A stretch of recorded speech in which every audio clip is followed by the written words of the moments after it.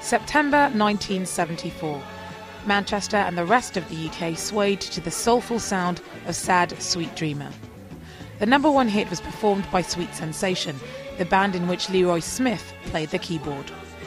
But almost 35 years later, the musician's body was found alone and upright in a chair in his flat in South Manchester. It's thought he might have been there for as long as a month and was only discovered after a friend told police that he'd gone missing and officers broke into his flat. Here alongside Mr. Smith was known as Chicken George after the takeaway he'd run here single-handedly for many years. Although he'd been estranged from his family for some time, here he was a popular figure who was well known for his love of reminiscing.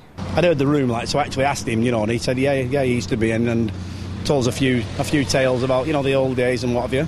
Mum remembers him being in the Sweet Sensations. A lot of people do around here, and that's their most recollection of him.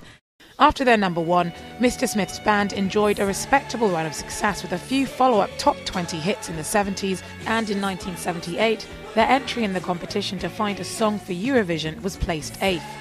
They split shortly afterwards, but their time in the spotlight still hasn't quite faded away.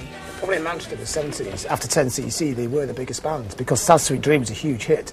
And also to hit in America, which is very rare for Manchester bands, because no matter how much we go on about Manchester being an epicentre of pop music, which it is in a lot of ways, but the bands don't really cross over in America very much. And they actually had a top 20 hit in America with that song. So it's a huge, huge song.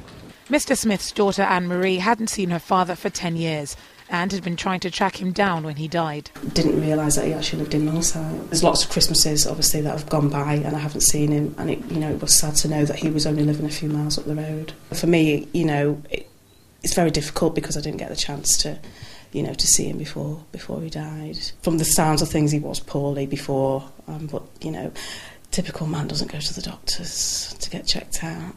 I'm trying to focus on the good memories, and that's why I started this Facebook group, because I never had that relationship with it. It's my way of saying, for whatever has gone on through the years, you're my flesh and blood, I do love you, and this is my way of just, showing, because there isn't any other way I can show it, to be honest with you. It's too late now, too late for me, too late for him.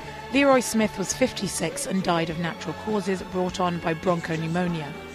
His lonely passing was a sad end, but for old school soul fans, his work will continue to bring sweet sensations. Georgia Calvin Smith, Channel M News.